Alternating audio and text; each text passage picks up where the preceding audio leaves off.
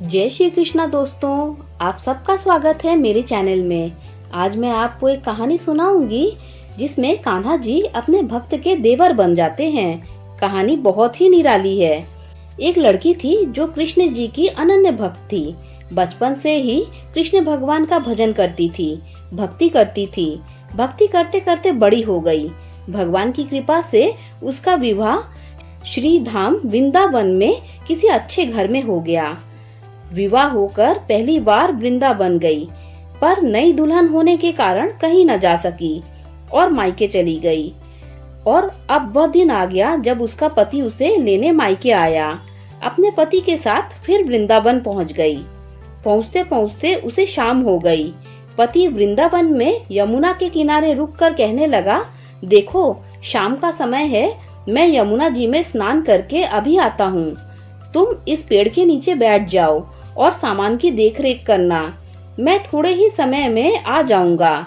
यहीं सामने ही हूँ, कुछ लगे तो मुझे आवाज दे देना। इतना कहकर पति चला गया और वह लड़की बैठ गई। अब एक हाथ लंबा घूंघट निकाल रखा था, क्योंकि गांव है, ससुराल है, और वहीं बैठ गई।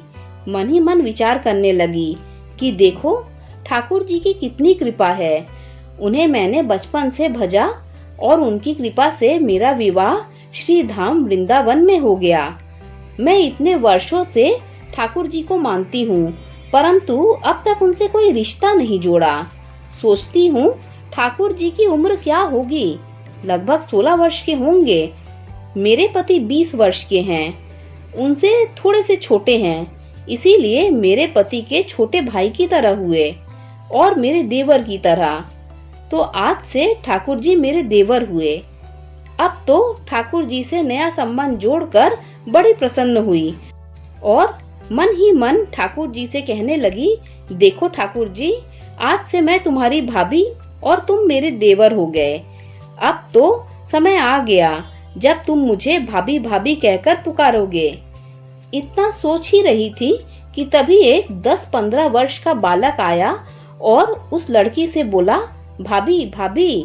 लड़की अचानक अपने भाव से बाहर आई और सोचने लगी, वृंदावन में तो मैं नई हूँ, ये भाभी कहकर कौन बुला रहा है। नई थी इसीलिए घूंघट उठाकर नहीं देखा कि गांव के बड़े बुजुर्ग ने देख लिया तो बड़ी बदनामी होगी। अब वह बालक बार बार कहता पर वह उत्तर न देती। बालक पास आया और बोला, भाभी तनिक अपना चेहरा तो दिखाई दे। अब वह सोचने लगी, अरे ये बालक तो बड़ा जिद कर रहा है, इसीलिए कस के घूंघट पकड़कर बैठ गई कि कहीं घूंघट उठाकर देखने न लगे।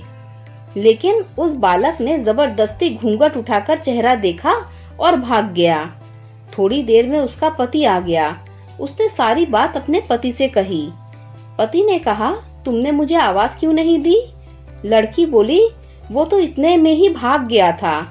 पति बोला, चिंता मत करो, किसी गली में खेलता हुआ मिल गया तो हड्डी पसली एक कर दूंगा, फिर कभी ऐसा नहीं कर सकेगा। तुम्हें जहाँ भी दिखे मुझे जरूर बताना। फिर दोनों घर गए। कुछ दिन बाद उसकी सास अपने बेटे से बोली, बेटा देख तेरा विवाह हो गया है, बहू मायके से भी आ गई है, पर अभी तक तुम दोनों बांके बिहारी जी के दर्शन के लिए नहीं गए। कल जाकर बहू को दर्शन करा लाना। अब अगले दिन दोनों पति पत्नी ठाकुर जी के दर्शन के लिए मंदिर जा रहे थे। मंदिर में बड़ी भीड़ थी। लड़का कहने लगा, देखो तुम स्त्रियों के साथ आगे जाकर दर्शन करो, मैं भी आता हूँ। अब वह आगे गई पर घूंघट नहीं उठाती। उसे डर लगता कि कोई बड़ा बूढ़ा देखेगा तो क्या कहेगा, नई बहू बिना घूंघट के घूम रही है। बहुत देर हो गई। पति ने आकर कहा, अरे बावली, बिहारी जी सामने है, घूंघट काहे नहीं खोले? घूंघट नहीं खोलेगी तो दर्शन कैसे करेगी? अब उसने अपना घूंघट उठाया और जो बांके बिहारी जी की ओर देखा तो बांके बिहारी जी की जगह वही बालक मुस्कुराता हुआ दिखा। तो एकदम से चिल्लाने लगी, सुनिए जल्दी आओ जल्दी आओ। पति पीछे से भागा भागा आया। बोला, क्या हुआ? लड़की बोली, उस दिन जो मुझे भाभी भाभी कहकर भागा था वह बालक मिल गया। पति ने कहा, कहाँ है? अभी देखता हूँ। तो ठाकुर जी की ओर इशारा करके बोली, ये रहा आपके सामने, यही तो है। उसके पति ने जो देखा तो अवाक रह गया और बोला, तुम धन्य हो, वास्तव में तुम्हारे हृदय में सच्चा भाव ठाकुर जी के प्रति है।